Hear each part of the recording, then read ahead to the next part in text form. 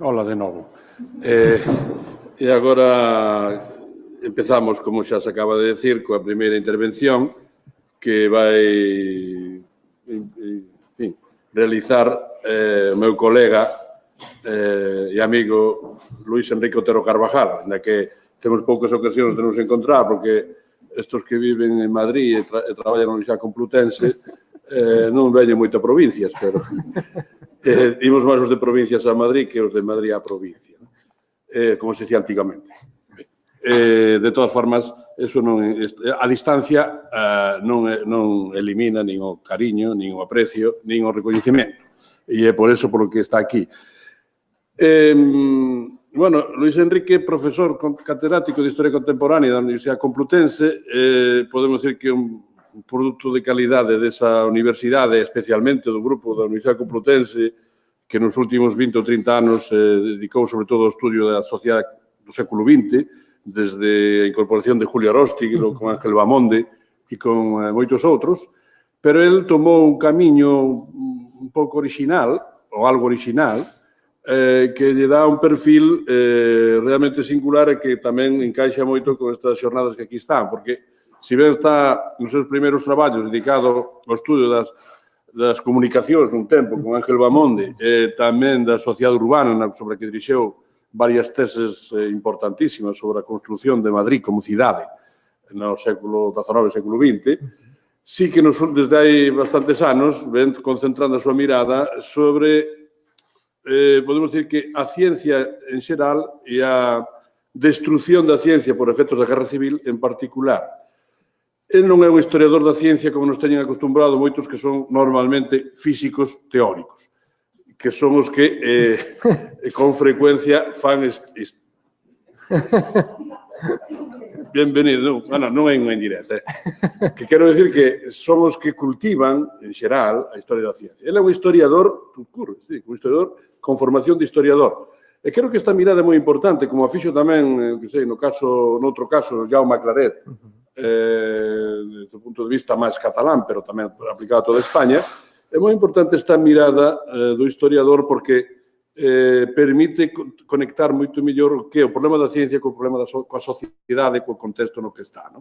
E isto é o que el fixo moitos libros, entre eles o último, La ciencia en España, pero, bueno, este é moi reciente, e non o lín,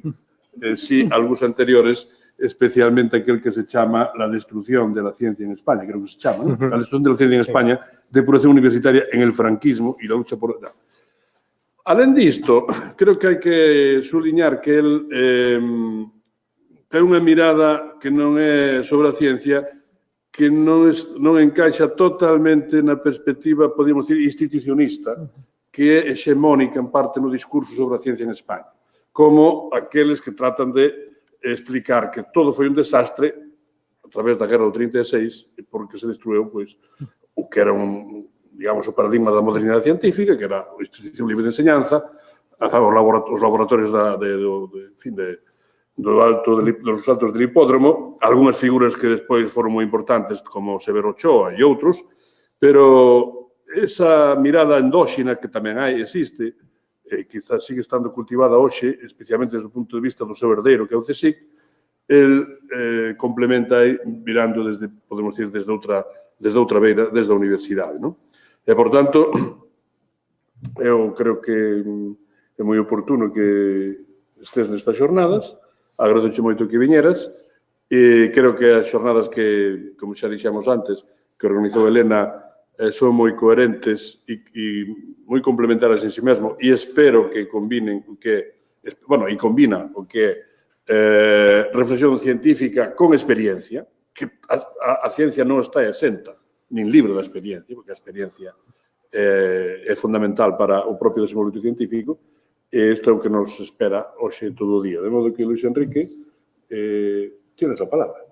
Muy bien, muchas gracias.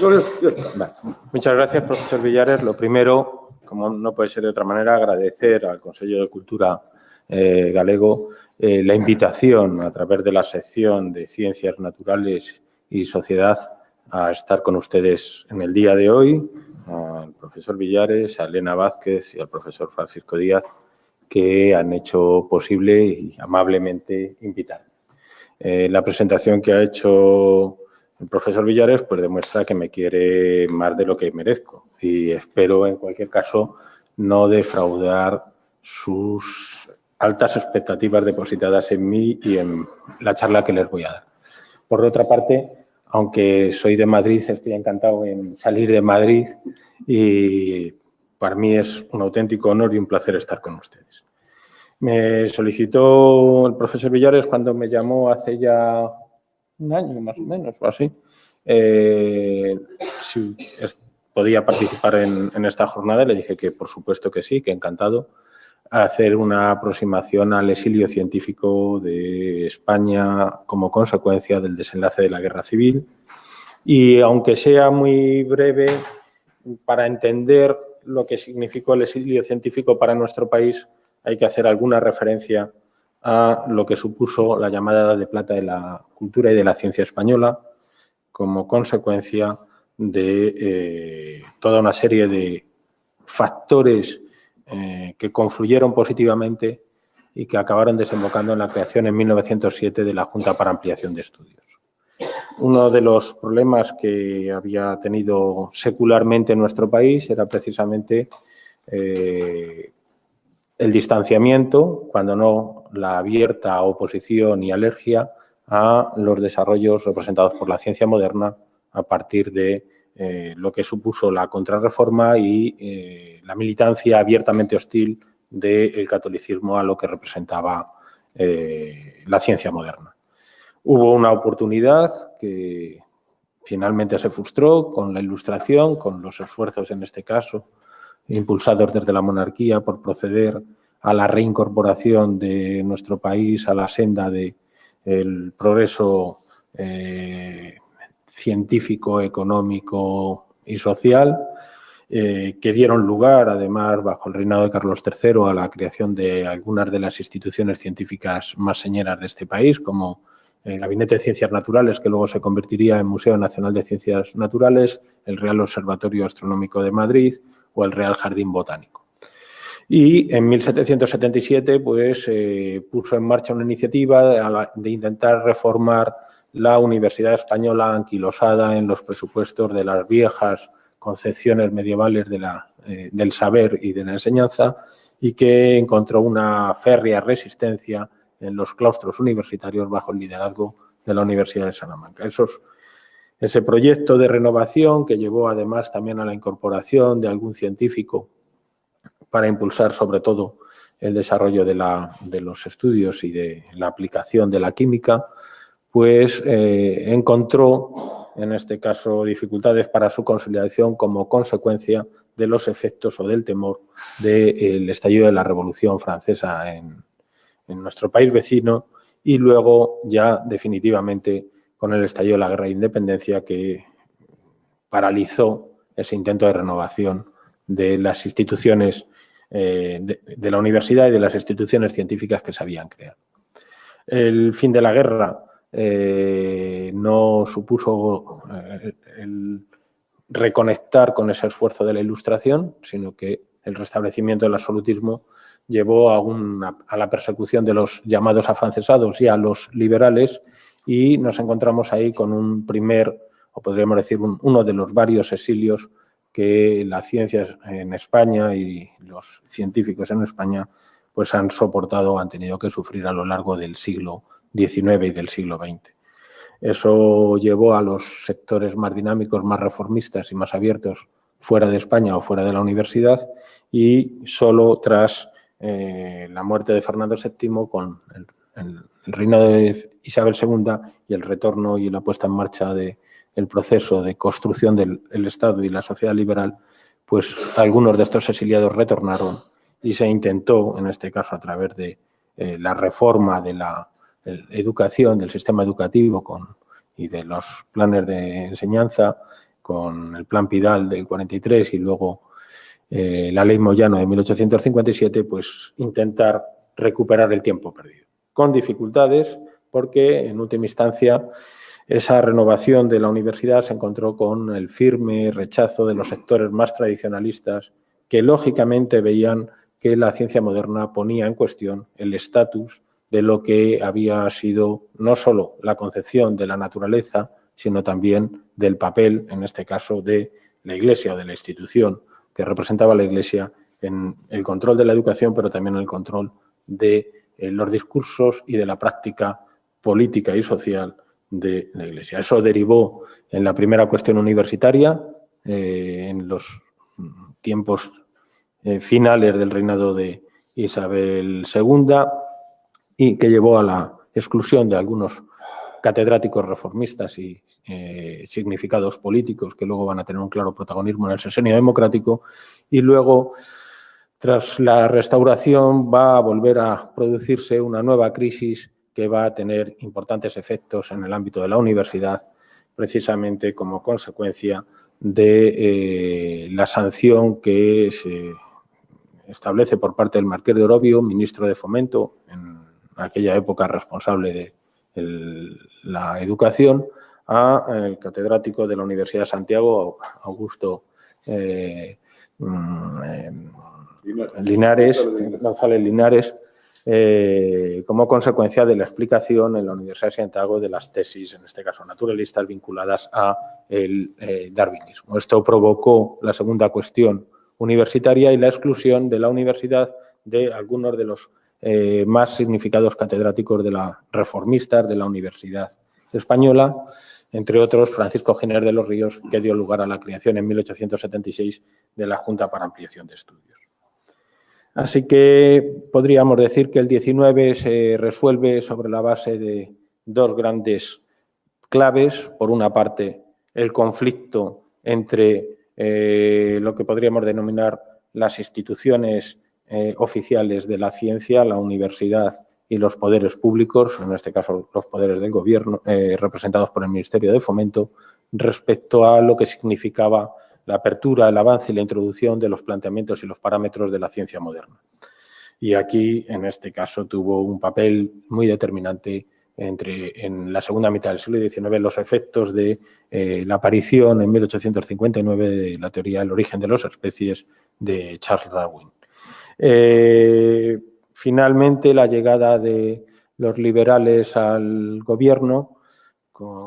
permitió en 1881 el retorno de los catedráticos expulsados, y eso permitió, en este caso, pues el avance lento pero progresivo de aquellos profesores universitarios que eran claramente partidarios de incorporar a nuestro país y a nuestra universidad en la senda de la ciencia moderna y de los nuevos derroteros científicos y de pensamiento que se estaban desarrollando a nivel de Europa. Sin embargo, esa pugna, ese conflicto, vino también acompañado de la tradicional penuria presupuestaria que arrostró el sistema educativo y particularmente la universidad del siglo XIX. Así que, además de esa oposición, esa férrea oposición desde los poderes públicos y desde los claustros universitarios al avance y la apertura de la ciencia moderna, nos encontramos con el otro problema añadido, que es la escasez de recursos destinados a la enseñanza superior en un contexto en el que ya la investigación científica no podía ser o no podía realizarse exclusivamente desde el ámbito de la inteligencia o de una férrea voluntad individual, sino que cada vez se necesitaban más recursos a la hora de avanzar en las distintas disciplinas y líneas de investigación abiertas. Esta situación hizo que en el último tercio del siglo XIX, en cualquier caso, las tesis del evolucionismo fueran crecientemente admitidas por parte de los jóvenes naturalistas y los jóvenes profesores de la Universidad Española, y entre todas esas figuras pues destacó una figura excepcional, Santiago Ramón y Cajal, que a través de una inteligencia férrea y una voluntad indomable pues llevó a cabo, en un contexto no demasiado propicio, llevó a cabo una tarea hercúlea que permitió convertirle en una de las grandes figuras de la ciencia internacional del siglo, finales del XIX y del siglo XX. De hecho, todavía hoy la obra de Santiago Ramón y Cajal, un siglo y pico después de sus publicaciones siguen siendo una referencia en el ámbito de la histología, de la neurología, y en ese sentido es nuestro científico más universal. Se produjo, ya dije, una coalición afortunada en el cambio de siglo como consecuencia de lo que podríamos decir una catástrofe político-militar, como fue la derrota de España en la guerra con Estados Unidos y la pérdida de los últimos territorios del antiguo vasto imperio de la monarquía hispánica, con la pérdida de Cuba, Filipinas y Puerto Rico, que acabó cristalizando en la crisis del 98 y que hizo que en ese cambio de siglo fuera un tema bastante central en el ámbito de los círculos ilustrados, las razones de la decadencia de España, del atraso de España y la identificación, en este caso, de esa decadencia precisamente de el descuelgue de nuestro país de la senda de la modernidad, de la ciencia moderna y del abandono o la no suficiente atención a lo que en la terminología de la época se llamaba la instrucción pública, es decir, la educación. Ahí coincidieron, en este caso, los miembros de la institución libre de enseñanza y los círculos vinculados al regeneracionismo de fin de siglo articulado o movilizado alrededor de Joaquín Costa y sectores importantes del Partido Liberal que o bien habían estado vinculados con la institución libre de enseñanza o tuvieron relaciones con la misma y que al acceder a la presidencia del Consejo de Ministros propiciaron, en este caso, por un lado, la creación del Ministerio de Instrucción Pública y Bellas Artes en 1900 y luego posibilitaron o propiciaron la creación en 1907 de estudios. Simplemente les voy a leer un pequeño fragmento de Santiago Ramón y Cajal a la altura de 1906, en donde él definía cuál era a su juicio, y en eso coincidía con institucionistas y regeneracionistas y reformistas, los males que estaban detrás del atraso acumulado por nuestro país. Decía así Cajal: la causa de nuestro lamentable atraso, de nuestro modesto papel en el mundo, de la ruindad de nuestro poderío político y hasta de recientes y tristísimas desgracias, no es otra que el abandono de la investigación en todos los órdenes y singularmente el de las ciencias de la naturaleza. Este diagnóstico de Cajal, expresado alrededor de 1906, cuando ya se había convertido en un científico de renombre internacional, había recibido ya el premio Moscú, acababa de recibir el premio Nobel y Segismundo Moret le había propuesto como presidente del Consejo de Ministros la cartera de Instrucción Pública, que rechazó, pero que sin embargo colaboró con Giner en el proceso de intentar renovar la Universidad Española y sobre todo poner en marcha un programa científico que llevara a los jóvenes universitarios de la época a entrar en contacto con los principales centros de investigación internacional y las principales líneas de investigación, y finalmente esta iniciativa acabó encontrando su expresión en la creación de la Junta para Ampliación de Estudios.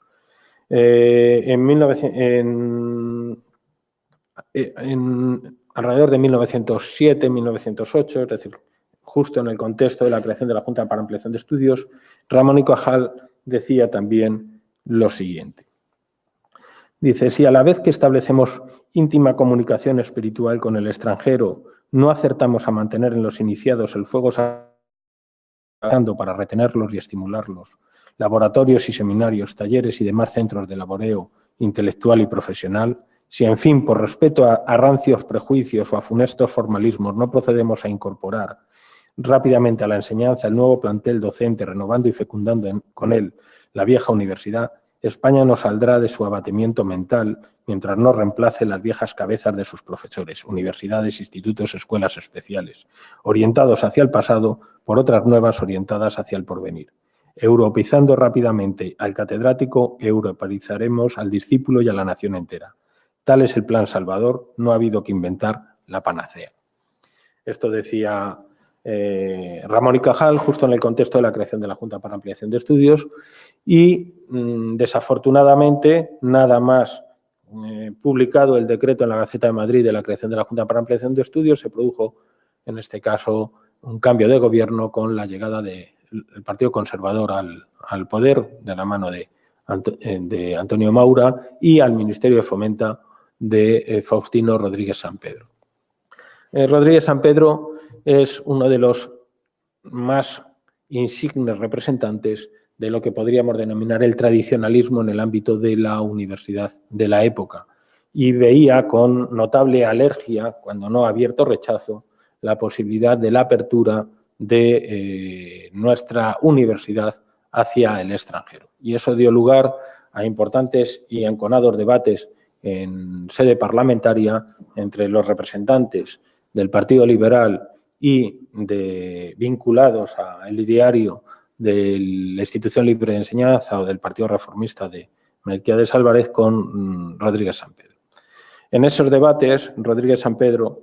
expresaba con enorme claridad cuál era la concepción de los sectores tradicionalistas de la España del primer tercio del siglo XX respecto a la ciencia moderna y respecto a la renovación de la universidad. Decía así: no, esto lo dijo en debate parlamentario, dice, no, esto nos traería un problema muchísimo más hondo, a saber, si convendría que España hiciese un esfuerzo supremo para que sus hijos se educasen en el extranjero o si por el contrario puede ser más conveniente, aunque vayamos con más lentitud, por fines de una grandísima trascendencia todavía, que nos eduquemos en España, vinculándonos en las glorias que señala nuestra tradición y teniendo aspiraciones que sean puramente españolas. Y si por un cosmopolitismo exagerado no pueden debilitarse y quebrantarse los fundamentos morales en que toda la nación debe descansar. Y en este es, de manera muy sintética, la posición que desde los sectores tradicionalistas y ultramontanos y neocatólicos opusieron, o la férrea resistencia que opusieron al avance precisamente de lo que representaba la Junta para Ampliación de Estudios. Por fortuna, la caída del gobierno de Antonio Maura a raíz de los sucesos de la Semana Trágica de Barcelona de 1909 llevó a la conformación de un nuevo gabinete, en este caso liberal, y en 1910 la Junta para Ampliación de Estudios, que había estado a punto de ser una institución no nata, pues pudo desarrollar su actividad entre 1910 y 1936 bajo la presidencia de Ramón y Cajal hasta su fallecimiento en 1934, y alrededor de la Junta para Ampliación de Estudios se congregó la flor y nata de la reducida nómina de científicos y universitarios españoles de la época. La Junta para Ampliación de Estudios fundamentalmente desarrolló dos grandes actividades. Una, la concesión de pensiones, lo que conocemos por becas, para ampliar y completar la formación en el extranjero de universitarios y jóvenes profesores, hasta el punto de que fueron solicitadas unas 9.000 pensiones, se concedieron alrededor de unas 2.000 y en la época la Junta para Ampliación de Estudios fue conocida como la Junta de Pensiones. Y en segundo lugar, el impulso o la creación de instituciones y organismos científicos que permitiera luego el retorno de esos jóvenes científicos formados en los principales centros de investigación internacional con el fin de impulsar la renovación de y acercar por primera vez en la edad contemporánea a nuestro país a los senderos de la investigación científica y de la contribución a la misma. Fueron dos grandes instituciones las que se crearon al amparo de la Junta para Ampliación de Estudios, el Centro de Estudios Históricos, que bajo la dirección de Ramón Menéndez Pidal va a impulsar lo que hoy entendemos o conocemos como ciencias sociales y las humanidades, y donde destacó sobre todo, bajo su liderazgo, el amplio desarrollo de la filología española, de la Escuela Filológica Española, que hasta ese momento el conocimiento o la investigación sobre la filología pues había estado en manos, en este caso extranjeras, particularmente alemanas, ante la inexistencia o la incapacidad de la Universidad Española de desarrollar un pensamiento filológico bajo los parámetros de la disciplina ya a principios del siglo XX. Y la segunda, el Instituto Nacional de Ciencias, rápidamente convertido en Instituto Nacional de Ciencias Físico-Naturales, en donde se van a agrupar las instituciones científicas que habían llevado una lánguida existencia a lo largo del XIX, creadas en la Ilustración, el Museo Nacional de Ciencias Naturales, el Real Jardín Botánico y el Real Observatorio Astronómico de de Madrid, junto con la Estación Biológica de Santander, creada en 1886, bajo la dirección de Ignacio Bolívar,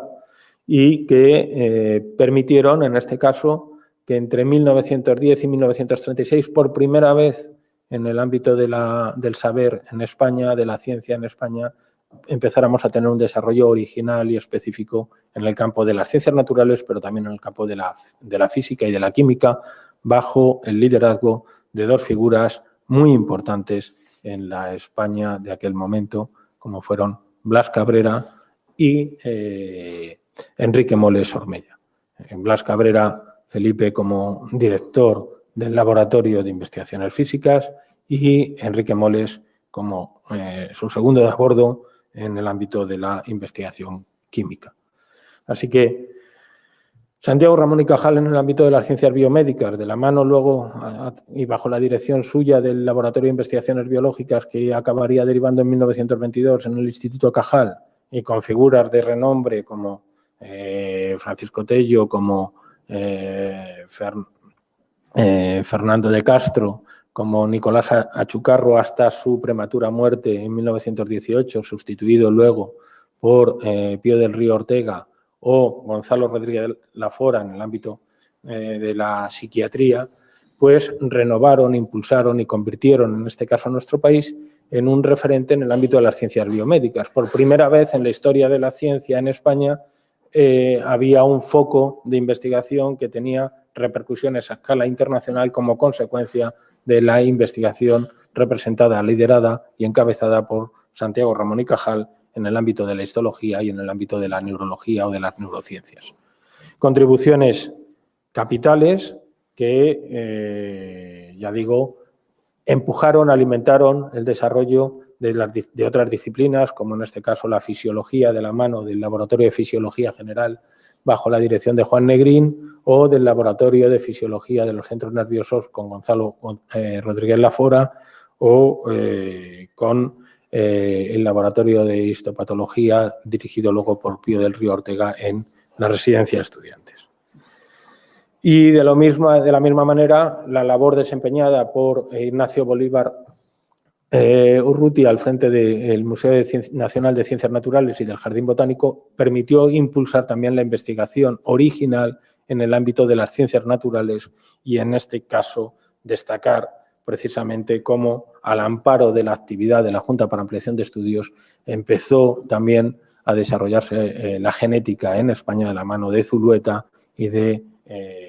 Nonides, de tal forma que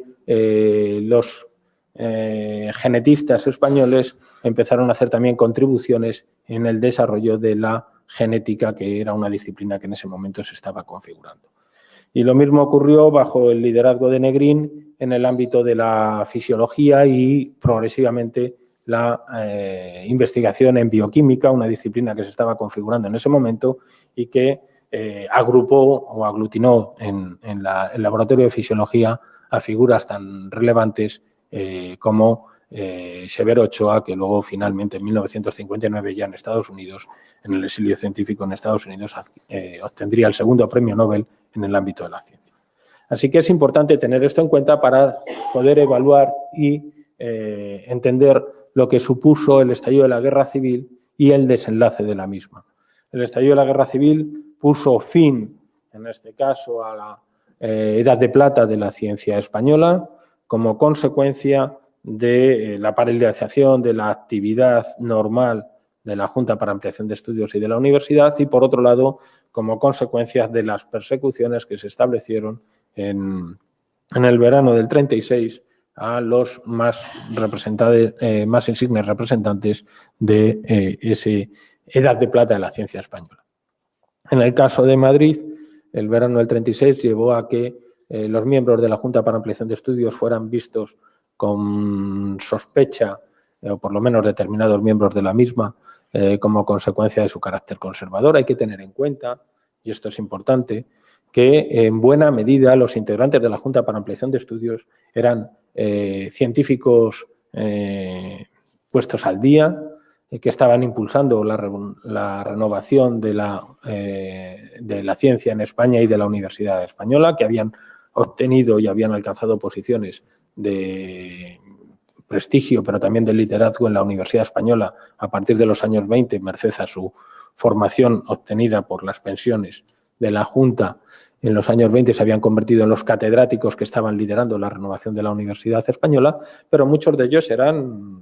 personas, en última instancia, marcadamente conservadoras, inclusive católicos practicantes, aunque no comulgaban con los planteamientos, en este caso ultramontanos, de los sectores tradicionalistas y estaban implicados precisamente en ese proyecto de renovación de la universidad y de la enseñanza para acercar a nuestro país o convertir a nuestro país en un país moderno. Así, por ejemplo, José Castillejo, secretario desde el origen de la Junta, secretario de la misma, pues en el verano del 36 se vio amenazado en su integridad física como consecuencia de su detención y la acusación, en este caso, de su carácter conservador y sus posibles simpatías, en este caso, con los planteamientos de los sectores sociales que estaban apoyando al bando sublevado, cosa que no era cierto, pero en ese contexto de polarización del verano del 36 en Madrid, pues su integridad física estuvo amenazada. La intervención, en este caso, de otros significados miembros de la Junta y del ministro de Instrucción Pública pusieron remedio a esa situación, pero Castillejo ya salió en ese verano del 36 de España y se refugió en Gran Bretaña y ahí inició un exilio del que no regresó.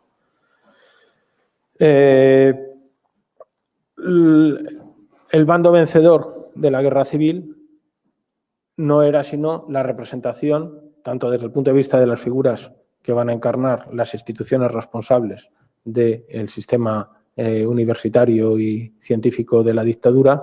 como desde los sectores, en este caso, que van a amparar o van a impulsar o van a estar detrás del entramado, en este caso, ideológico-político de la dictadura franquista. Y así, aquellas críticas que habían sido una constante de esos sectores más retrógrados y más reaccionarios de la sociedad española contra la Junta para Ampliación de Estudios desde su creación hasta el estallido de la Guerra Civil, se hicieron con el control y con el poder en el ámbito del Ministerio de Educación Nacional y de las instituciones científicas de la época. Se emprendió un proceso de depuración sistemático en el ámbito de la universidad. Se produjo, en este caso, con un decreto de 1938, la desarticulación de la Junta para Ampliación de Estudios y los postulados ideológico-políticos que van a informar a la dictadura, pues estaban en plena concordancia con lo que eran los postulados ideológicos y políticos de ese neocatolicismo y de esos sectores ultramontanos. Así, por ejemplo, en 1938, si no me equivoco, sí, aquí, un segundín. En 1936, es decir, en fecha tan temprana como el 7 de diciembre del 36, José María Pemán, a la sazón presidente de la Comisión de Cultura y Enseñanza de la Junta Técnica del Estado, es decir, el primer organismo del que luego va a surgir luego el Ministerio de Educación Nacional, decía lo siguiente: el carácter de la depuración que hoy se persigue no es solo punitivo, sino también preventivo. No se volverá a tolerar, ni menos a proteger y subvencionar a los envenenadores del alma popular. Los individuos que integran esas hordas revolucionarias, cuyos desmanes tanto espanto causan, son sencillamente los hijos espirituales de catedráticos y profesores que a través de instituciones como la llamada libre de enseñanza forjaron generaciones incrédulas y anárquicas. Si se quiere hacer fructífera la sangre de nuestros mártires, es preciso combatir resueltamente el sistema seguido desde hace más de un siglo de honrar y enaltecer a los inspiradores del mal. En 1938, es decir, todavía en plena guerra civil, José P. Martín, a la sazón ya en ese momento, director general de Enseñanza Superior y Media del Ministerio de Educación Nacional, primero con Carlos Saiz Rodríguez y luego con Ibáñez Martín, escribió lo siguiente: es imperativo, dentro de nuestros principios, el recatolizar a las universidades de España. La laicización o descatolización, que es lo mismo, de las universidades españolas ha sido una de las más completas y nefastas de la República, a la vez efecto y causa de la revolución que nos destroza. P. Martín señalaba la finalidad política de la finalidad de la política universitaria que informaba al bando franquista. Nosotros lo que pretendemos es dar un sello católico general a la Universidad Española en su totalidad, para lo cual, decía, la institución libre de enseñanza, anticatólica, antiespañola, no ha de quedar piedra sobre piedra. En última instancia, esos postulados expresados y defendidos en el contexto de la Guerra Civil se materializó luego en un, como decía hace un momento, en un sistemático proceso de depuración que llevó a, en el caso de la Universidad Central de Madrid, que era en la estructura universitaria de la época, pues la pirámide del sistema universitario español, llevó a la depuración y a la sanción o exclusión definitiva de la universidad al 44,35% de los catedráticos en activo en 1939. Y con esos catedráticos en activo también fueron depurados en una magnitud similar los profesores auxiliares, los profesores temporales y encargados de curso, que no eran sino precisamente los discípulos de esos catedráticos que habían sido perseguidos, sancionados y expulsados de la universidad y que garantizaban o estaban en disposición de garantizar el proceso de renovación y de incorporación de la Universidad Española al desarrollo de la ciencia moderna y, por tanto, también al desarrollo de la misma. Muchos de esos catedráticos y profesores universitarios se vieron obligados a marchar al exilio. En el caso de la Universidad de Barcelona, como ha estudiado Jaume Claret, la depuración alcanzó al 50% del profesorado de la Universidad de Barcelona, que en el 33 había adquirido un estatus de autonomía. La Universidad de Barcelona pasó a denominarse Universidad Autónoma de Barcelona, y todos aquellos profesores que fueron contratados bajo el amparo del patronato de la Universidad Autónoma de Barcelona pues fueron también convenientemente depurados, sancionados y apartados de la universidad. En general, del total de la Universidad Española fueron, como ha contado Marc Baldó, y en el caso para la Universidad Gallega, Ricardo Gurriarán aquí lo ha estudiado con detalle y con acierto, pues del total de los 600 catedráticos que había en la universidad fueron depurados 193, es decir, el 32,17%, y fueron de esos 193, 140 fueron expulsados. Es decir, el 72% de los profesores o catedráticos sancionados fueron expulsados de la universidad. Esto supuso una sangría descomunal para ese incipiente sistema de ciencia que se estaba configurando, merced a la labor de la Junta para Ampliación de Estudios, escuelas que se habían configurado, como la escuela de Cajal fue desmantelada con la sanción y la expulsión de los discípulos mártires de Cajal, como Juan Francisco Tello o como Fernando de Castro. Fernando de Castro simplemente se mantuvo vinculado a la universidad, pero en una posición absolutamente periférica. El Instituto Nacional de Física y Química, que acababa de inaugurar en 1932, el Instituto Nacional del mismo en los Altos del Hipódromo, merced a la colaboración de la Fundación Rockefeller, bajo la dirección de Blas Cabrera y de Enrique Moles, fue también absolutamente depurado y, por tanto, la física que estaba descollando, que estaba, en este caso, avanzando, pues fue destruida. Lo mismo ocurrió con la química. Otro tanto ocurrió con la fisiología bajo el liderazgo de Negrín, o la psiquiatría y la psicología bajo el liderazgo de Gonzalo Rodríguez Lafora, o la escuela, en este caso la escuela naturalista impulsada por Ignacio Bolívar, o las humanidades, que también sufrieron en este caso el peso de la depuración con la separación y la expulsión de la universidad de algunos de sus más significados miembros. La partida o una parte importante de estos científicos consiguieron, en cualquier caso, salir de España y pudieron partir hacia el exilio. Un exilio que se prolongó a lo largo de todas sus vidas como consecuencia de la duración de la dictadura franquista. Y en ese sentido, porque creo que es, no quiero extenderme mucho más, el objeto de esta sesión, pues los testimonios de los científicos españoles que se vieron obligados como consecuencia de la guerra civil y como consecuencia del desenlace de la guerra a partir al exilio, pues en su correspondencia pues nos hablan y nos informan de cuáles precisamente los avatares a los que tuvieron que enfrentarse. Así, por ejemplo, el 3 de marzo del 39,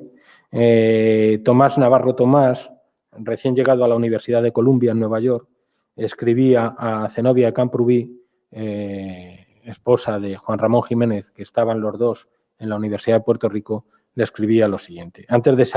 de salir yo de París, quedó organizado un comité de ayuda a los intelectuales españoles en el que figuran varios de nuestros amigos franceses. Tenía que ocuparse de sacar a los intelectuales de los campos de concentración, arreglar su situación con la policía francesa, proporcionarles medios de subsistencia y ayudarles a buscar colocación donde ganarse la vida. El número de amigos y compañeros que se encuentran sin el menor recurso en el extranjero constituye una enorme empresa para las tareas de este comité. Dentro de pocos días se constituirá en Nueva York otro comité con el mismo objeto. En ese sentido, el apoyo que recibieron los intelectuales, científicos, universitarios y profesores españoles que se vieron obligados a emprender el exilio fue determinante para buscarles una salida y un acomodo sobre todo en el continente americano, tanto en Estados Unidos, en México, en Puerto Rico, en Argentina o en Colombia. Y aquí hay algunas personas que por su importancia pues convienen ser mencionadas y no olvidadas, como Alfonso Reyes, impulsor de, en este caso, la Casa de España, que se convertiría luego en el Colegio de México, o Federico de Onís, que había sido, en este caso, pensionado por la Junta para Ampliación de Estudios y que había sido, por así decirlo, mandatado o comisionado por la propia Junta para poner, en este caso, un pie en Estados Unidos para propiciar e impulsar los estudios en el ámbito del hispanismo. Y Federico Onís, desde su posición en la Universidad de Columbia y bajo la dirección del Instituto de las Españas, pues cumplió un papel de primer orden para intentar buscar acomodo y acogida a algunos de estos intelectuales y científicos españoles que se habían visto obligados a partir al exilio y, por tanto, poder reiniciar o mantenerse en la investigación científica. Así que, junto con ellos, la Universidad de Puerto Rico, como ya he mencionado, y en el caso de Buenos Aires, la Institución Cultural Española de Buenos Aires, con la labor, en este caso, que en ella venía realizando Julio Rey Pastor, que permitió acoger y acomodar en Buenos Aires pues algunos de los, sobre todo matemáticos, de la España del primer tercio del siglo XX. En 1937, Américo Castro exponía cuáles eran, en este caso, sus planes. Hice gestiones con el Instituto de Educación Internacional, el Instituto Rockefeller y otras instituciones para que se crease un comité que se encargase de proveer fondos y buscar la ayuda de las universidades para crear cátedras en ellas para los varios profesores emigrados.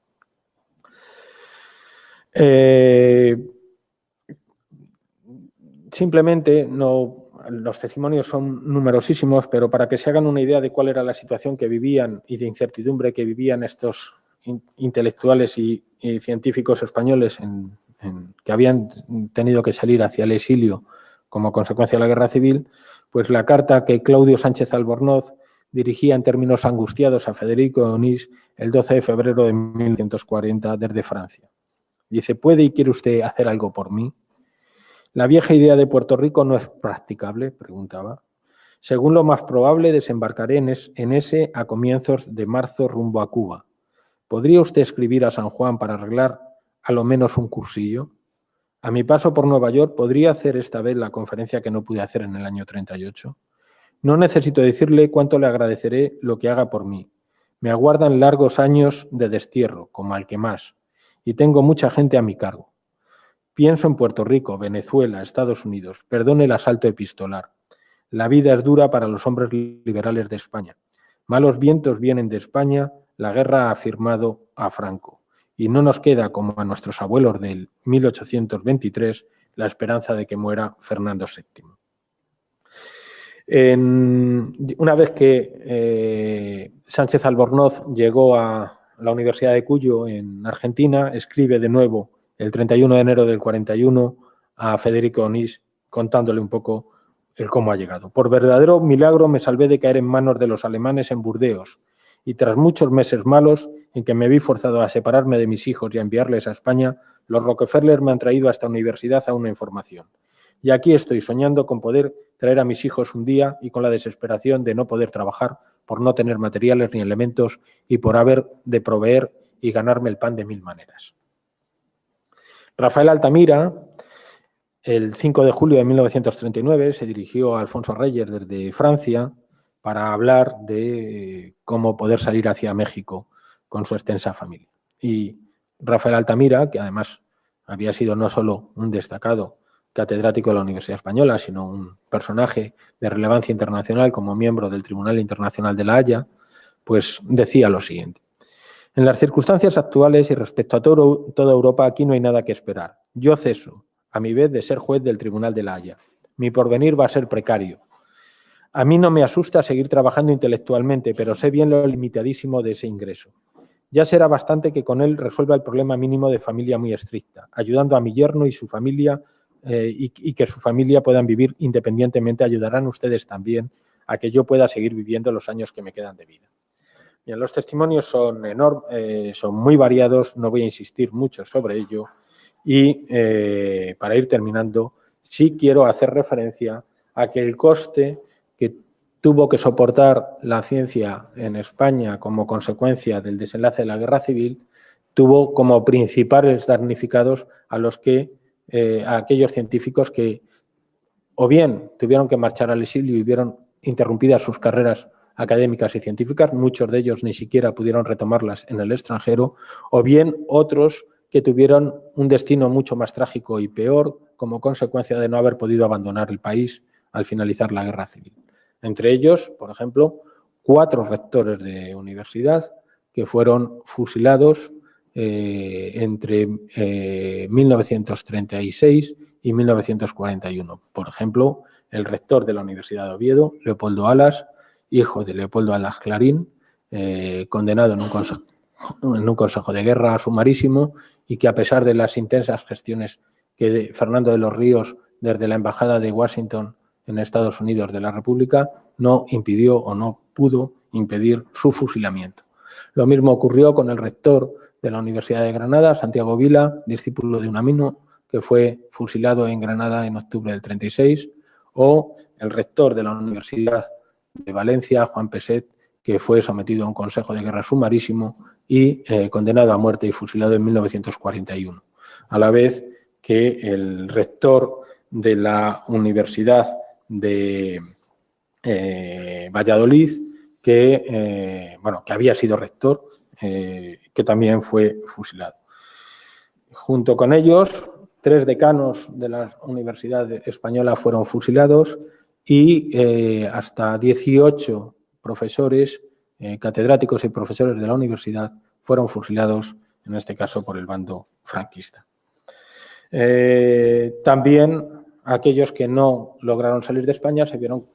en este caso, condenados a un amargo exilio interior, donde fueron depurados y expulsados de la universidad y en algunos casos, además, también fueron condenados con la prohibición del ejercicio profesional y incautados todos sus bienes. Por ejemplo, Luis Calandre, cardiólogo y director durante la Guerra Civil de la Residencia de Estudiantes y vicepresidente de la Cruz Roja, pues fue expulsado de la universidad y además también el Colegio de Médicos le expulsó de la profesión médica y durante algunos años tuvo que ejercer de manera clandestina la medicina para poder sobrevivir. Algunos de estos científicos expulsados encontraron acomodo, por ejemplo, en el caso de Galicia, en la industria, en la farmacéutica Celtia o en Madrid, en los laboratorios IBIS, donde pudieron, en este caso, por lo menos, si no continuar sus carreras investigadoras, por lo menos sobrevivir con una mínima dignidad. Y ya para finalizar,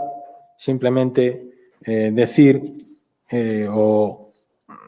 acabar con las palabras del ministro de Educación Nacional, José Ibáñez Martín, pronunciadas en 1940 con motivo de la inauguración del curso universitario en Valladolid. El ministro decía lo siguiente: habíamos de desmontar todo el tinglado de una falsa cultura que deformó el espíritu nacional con la división y la discordia y desraizarlo de la vida espiritual del país, cortando sus tentáculos y anulando sus posibilidades de retoño. Sepultada la institución libre de enseñanza y aniquilado su supremo reducto, la Junta para Ampliación de Estudios, el nuevo Estado acometió bajo el impulso del caudillo la gran empresa de dotar a España de un sólido instrumento que fuera la base de una reestructuración tradicional de los valores universales de la cultura y al propio tiempo el medio más apto para crear una ciencia española al servicio de los intereses espirituales y materiales de la nación. Era vital para nuestra cultura amputar con energía a los miembros corrompidos, segar con golpes certeros e implacables de guadaña la maleza, limpiar y purificar los elementos nocivos. Si alguna depuración exigía minuciosidad y entereza para no doblegarse con generosos miramientos a consideraciones falsamente humanas, era la del profesorado. Años después, en 1976, Pedro Lainez Tralgo, destacado falangista que formó parte del Consejo Nacional de Educación en representación de Falange y luego rector de la Universidad de Madrid entre 1951 y 1956 con el ministerio de Ruiz Jiménez y cesado como consecuencia de los incidentes de febrero del 56 en la Universidad de Madrid, escribía lo siguiente en su descargo de conciencia: después del atroz desmoche que el exilio y la depuración habían creado en nuestros cuadros universitarios, científicos y literarios, continuó implacable tal depuración y deliberada y sistemáticamente se prescindió de los mejores, si estos parecían ser mínimamente sospechosos de liberalismo o republicanismo, o si por debajo de su nivel había candidatos a un tiempo derechistas y ambiciosos. En 1965, Ignacio Chávez, un destacado médico y gestor del sistema sanitario mexicano, decía lo siguiente: todo ese esfuerzo que hizo España y al que debió en el primer tercio del siglo su rápida transformación en las ciencias y las humanidades, nosotros lo recogimos. Fuimos nosotros los beneficiarios. Quizá de momento España no supo todo lo que insensatamente perdía, lanzando al destierro a lo mejor de sus intelectuales. España no podía sufrir una peor hemorragia. Nosotros, en cambio, sí nos dimos cuenta de lo que con ello ganábamos.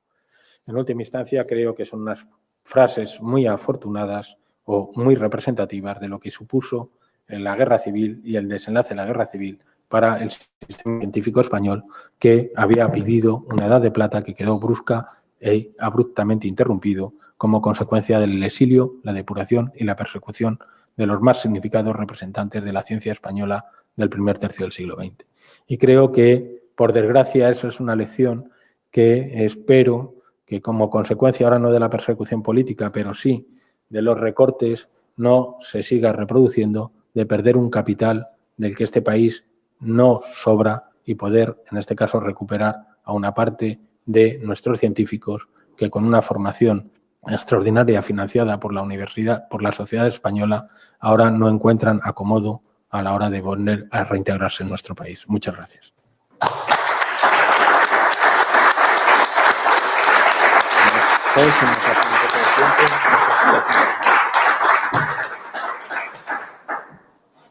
Doutora Elena Vázquez, hai un momento para coloquio ou facemos todo xuntos? Para coloquio sempre hai momentos. No se haya tiempo, como se me ha extendido mucho. O tiempo está para nós, y entonces, si consideráis pertinente, porque habrá alguna pregunta que os vai a esquecer, por supuesto podemos seguir dando preguntas despois, pero... Como se diga? Pero no decidimos tanto tempo, entonces... A 5 minutos, a ver, unha pregunta, ou dúas, ou ninguna. A ver, doutor Fierros, venga. Ahí está. Bueno, en primer lugar, felicitarlo por la intervención y ya para ser muy breve en la pregunta, ¿hay alguna cuantificación de cuántos años de retraso supuso todo el proceso de la guerra civil con relación a la ciencia española. Por ejemplo, ¿no? La política de becarios se empezó a relanzar en los años 60, 70 más o menos, ¿no? ¿Se puede decir que más o menos en ese entorno nos ponemos ya en equiparación a lo que ocurría antes de la guerra o todavía hay que esperar más? O sea, ¿hay alguna evaluación cuanti o cualitativa de cuánto fue el retraso que nos creó todo este problema? Yo no soy muy partidario de la historia contrafactual. Es decir, ¿qué hubiera pasado? Sí. Pero en cualquier caso sí podemos hacer una cierta reflexión. Es decir, en el ámbito de la ciencia, conseguir establecer líneas de investigación, escuelas y institutos o centros de investigación es un problema dilatado en el tiempo. Cuesta mucho, pero es muy fácil de ser destruido. En el caso de la histología, por ejemplo, y de la neurología, la depuración y la persecución llevó a la destrucción de la escuela de Cajal. Eso hoy en día no se ha recuperado. Y lo mismo podemos decir de otras muchas disciplinas. No es solo un problema de recursos, que lo fue. Es decir, en 1964 la OCDE hizo un informe sobre el estado de la ciencia en España, de la I+D, y llamaba la atención precisamente del escaso inversión en I+D del gobierno español. Estaba en ese momento situado en torno al 0,2% del PIB. En 1970, con Villar Palasí, hay un intento precisamente de impulsar el relanzamiento de la Universidad Española a través de algunas apuestas específicas como son la creación de la Universidad Autónoma de Madrid o la Universidad Autónoma de Barcelona. Y ahí hay un intento, en este caso, de reincorporar a algunos de los científicos que habían partido al exilio, que estaban en el exilio. Por ejemplo, el hijo de Blas Cabrera, Nicolás Cabrera, profesor en la universidad, catedrático en la Universidad de Estados Unidos, o Rodríguez Delgado, catedrático en Yale, discípulo de Negrín, para crear, en este caso, la Universidad Autónoma de Madrid. Y tras la jubilación de Severo Ochoa, pues también Severo Ochoa se le trató de reincorporar o vincular al relanzamiento de la ciencia en España. Pero Severo Ochoa no viene aquí hasta el restablecimiento de la democracia y luego, bueno, ya más bajo su figura o amparo, pues se va a crear el Instituto de Investigaciones Biológicas del Consejo Superior de Investigaciones Científicas y de la Universidad Autónoma. Yo creo que todavía, es decir, si, y aquí voy a hacer un poco de historia contrafactual, si no hubiera habido guerra civil o si el desenlace de la guerra civil no fue el que fue y hubieran retornado a las posiciones de poder en el ámbito del Ministerio de Educación Nacional aquellos que habían liderado esa edad de plata de la ciencia española, pues con todas las limitaciones probablemente se hubiera podido restituir y reincorporar lo que había sido la edad de plata de la ciencia española. El exilio, la persecución o la exclusión de los más significados miembros, que eran los mejores científicos de la época, que se perdió, yo creo que ha llevado a un retraso del que todavía no hemos conseguido salir. Es decir, yo creo que el esfuerzo con el restablecimiento de la democracia que ha hecho este país ha sido muy significativo en el ámbito de la renovación de la universidad y en la apuesta por la I+D, pero todavía yo creo que hay un problema de que no hay una percepción social lo suficientemente consistente para hacer irreversible la apuesta por el I+D en este país. El estallido de la gran recesión ha hecho que los recortes en ciencia hayan sido brutales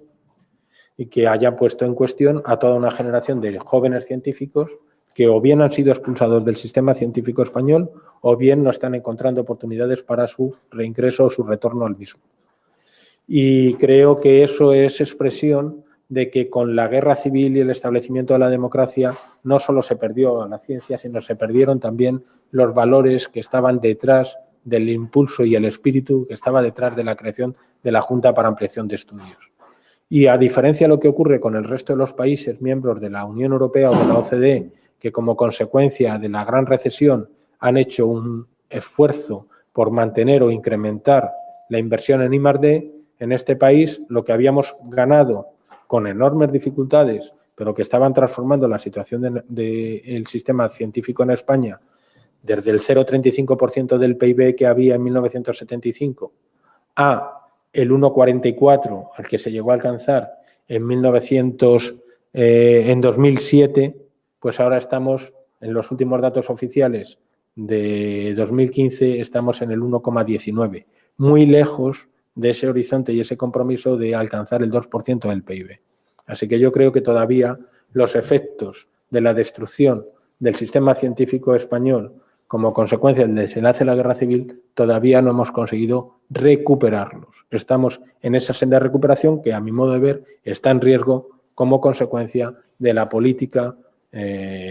presupuestaria y de maltrato al sistema de I+D en nuestro país.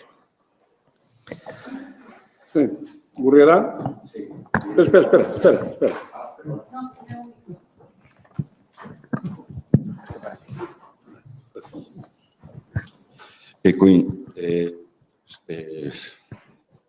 Me desenvuelvo mejor en gallego. Bueno, pues dilo en gallego, Ricardo. Sí, gracias.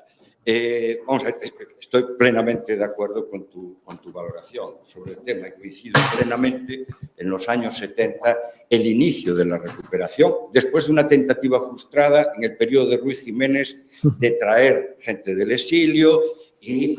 en febrero del 56 irse todo al garete. Pero yo creo que no es tanto una cuestión cuantitativa como sí cualitativa. Es decir, es que a partir del año 40 aquí lo que se hizo es una universidad de suficiente adhesión. Por lo tanto, lo que pasó fue que la cruzada tuvo continuidad. Y en ese sentido tuvimos, como siempre hemos tenido en el 19 y para atrás, una ciencia al servicio de la revelación divina, a los textos sagrados y con el imperio hacia Dios. Bien, dicho esto, si ponemos dos indicadores, si pueden valer, de lo que era dentro del ámbito de las ciencias experimentales en la Facultad de Santiago, en el 35, por ejemplo, que había 7 mujeres profesoras ayudantes en el ámbito de la Facultad de Ciencias, o que Santiago era una universidad con un índice de publicaciones elevadísimo, como la periférica más elevada en cuanto a producción, y luego que en esa misma Facultad de Ciencias el 50% de todas las escalas del profesorado, el 50% había ido al extranjero. Eso no se da aquí hasta bien entrada la democracia. Pero bueno, sirva de indicador lo que se ha invertido en el año 70, la modificación legislativa que habías apuntado con la ley Villar-Palasí y el comienzo de otras universidades paralelas al sistema ordinario. Sí, estoy de acuerdo, no tengo más que decir con lo que dices, Ricardo, claro. Perdón. Bueno, creo que va a haber durante toda la sesión ocasión para hacer nuevas preguntas, de modo que cerramos aquí y continúa el profesor de Física Teórica Edelstein.